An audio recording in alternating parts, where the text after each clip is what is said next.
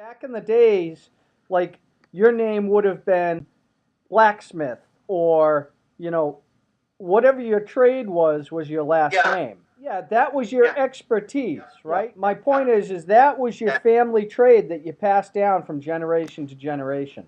No doubt about it. And Okay? that's changed in And the I last. said to him, I said, how many people today are experts at anything? Nothing.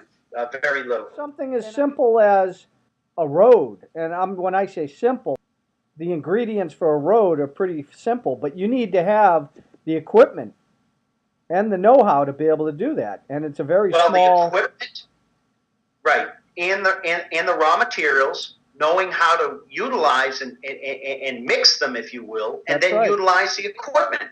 That's no easy task. That's no joke. And you could get something as more complex like a house. Okay, it's not just a log cabin with mud and grass stuffed in it like people used to have. You touched on something which is big in this country, which is a total misnomer and a total oxymoron, which is what do Americans boast about? One word all the time, particularly the women of today. I'm so independent. I'm independent. Right. I don't need anybody. And you know my question is to you? Oh, really? You're independent? Churn the You make butter, your baby. Churn the butter. No, hold on. Here's the question. Here's the question. If you're so independent, this is what you touched Do you on. make your own clothes? Do you make the shirt on your back? Right. Did you grow your food that you ate today? Did you fix the roof on your house? Did you build your house? Did you build your car? No, you didn't do any of that because you don't know how to do any of that. Yeah, but there's no way we could. I mean, let's not get like Elizabeth Warren, where she says businesses would be out of business if it wasn't for society building roads and utility grid. And my attitude is, well, you'd never build those things if it wasn't for the businesses. So what came first, the chicken or the egg? So That's a good point. yeah, the states, the government, I should say, not just the states, if they start squeezing businesses, Which they're going to. it's already happening. Yeah. That is why the Federal Reserve fears deflation, not inflation, because what happens is when things start to wind down, when they start to squeeze, people are going to start cutting.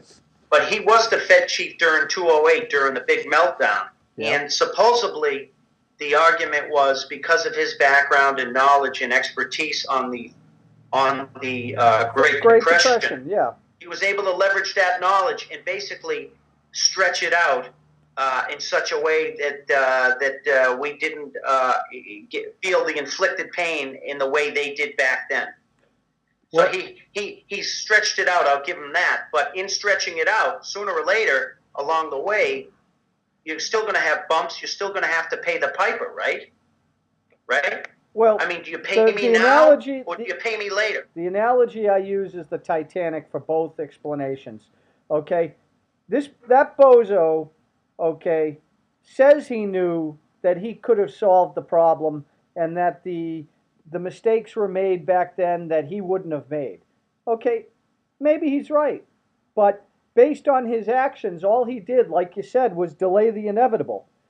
It's kind of like the Titanic was mortally wounded. No matter what they did, that ship was going to the bottom, Dan. So what Bernanke did, it's like he threw in a couple bilge pumps, right?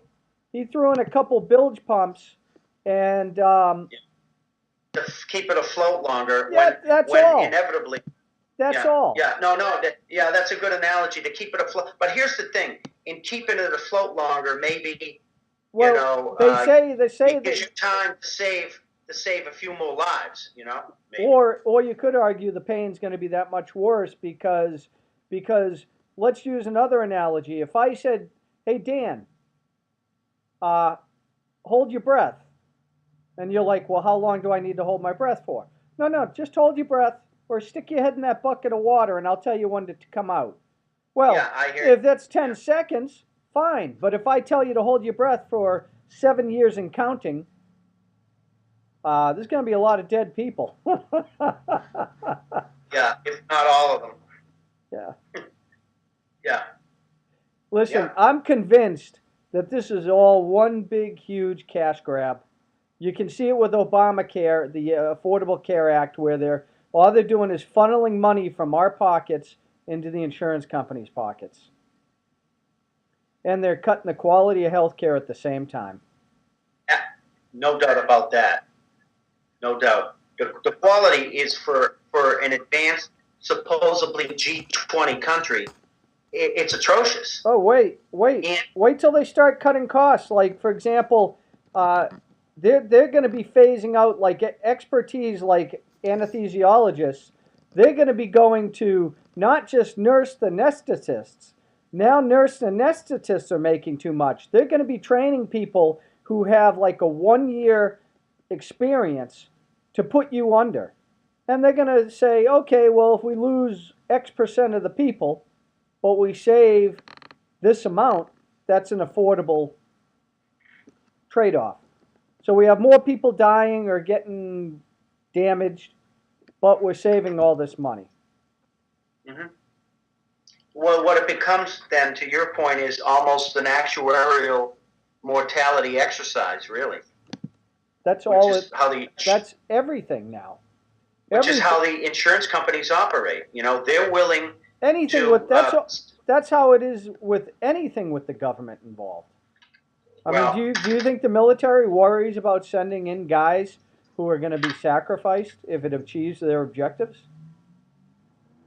No, because at the end of the day, in a lot of ways, that's why you don't want to go to war. At the end of the day, that's not their role to worry. It's their role to achieve the mission. And as long as the mission's achieved and it gets to the means gets to the end, you know, if it's 2 guys killed or 2,000 or 20,000, then so be it. Look, at the minute you commit to military action, you have by default sent X amount of your personnel to death. You've sent them into the meat grinder. Any commander knows that. As soon as you choose to engage in warfare and in battle, you're committing X amount of your troops to death. You know this. It's the way it is. It's part of the game, if you will. It's called warfare. That's why you don't want to go there. But we have policy now, in my humble opinion, that the last 40 years has been atrocious. We've built up enemies around the world that hate us so bad, Dave, they'll do anything it takes to get to us because of our policy. Well, not just they have to do anything because they don't have the conventional forces that are going to go toe to toe. It's like if you got in the ring with Dolph Lundgren, you're not going to go punch for punch with that guy. He'll kill you. No, dude. You'll go for his knees or his eyes. Absolutely. Yeah. And that's what the terrorists... I liken it to, just go back to the Revolutionary War, when at the time we took on the ragtag militia, took on the greatest military power guerrilla tactics on the planet. That's right. And that's where guerrilla tactics were developed from the American militia. Necessity. Because to your point, there was no way you were going to take on the British Empire, you know, not only that, but you were dealing with, you know, our army wasn't really like the Battle of Lexington. They weren't even a real army. Well, that's what I mean. So you had guys thinking to myself, I'm going to stand out and face these guys. It happened occasionally, but most of the time the guys are like, I got a shot right here. I'll just shoot the guy on the horse. Oh, yeah. Imagine how far the supply lines were back then from England to the United States. I mean, that's like us going to the moon today. Absolutely. You know? No doubt about it. No doubt about it. So, I mean, they stood unless they were able to fortify themselves with people and supplies on the continent, they were never going to win that war. And also, it's like any battle. I mean, England wasn't going to put up with the attrition. Just like today, the United States isn't going to... If we were losing 50, 60, 70,000 guys over in the Middle East, there'd be a lot of upset people out there. Well, interestingly enough, I mean, we've lost around 6,000 over the last decade, but what they don't tell you is, on top of that, you got about 50,000 Well, they don't even. amputees. Yeah, they don't. Yeah, they don't even count the Of suicide. that, they don't tell you that all 4 military hospitals are filled to the brim with, quadriplegics, amputees, shell shock, post-traumatic stress disorder. I had the debate who basically said our generation and younger are weaker and that Iraq wasn't as bad as Vietnam. And my comment to her was, well, Vietnam was a terrible war, no doubt about it. But unlike Iraq and Afghanistan, Vietnam and World War II, for example, you were required to do one tour, and then if you did a second tour in Vietnam, you volunteered. In Iraq, we have guys. And they had a draft back then. Right. Good point.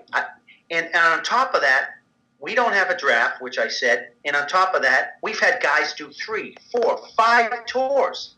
That's not normal. No wonder why these guys are killing themselves. You can't have a business when you're doing that. Now, if you're a policeman, a fireman, and you work for a big company like AT&T or Raytheon, well, That's it's true. a great gig because those companies let you go do these double duties. So you're basically getting paid twice.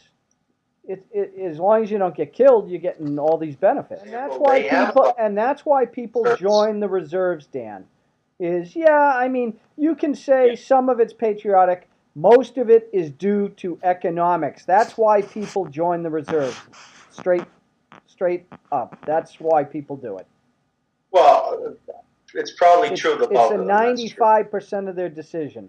Is they think, well, it's only a couple days a week, month, and I'm going to make a few thousand, and it's going to pay for me to go to school and do this, and I'll get benefits if I stay in long enough, yada, yada, yada. So what happens is now these guys are having to do things that they never thought they were ever going to have to do. That's a good point. Nobody likes to feel like a slave.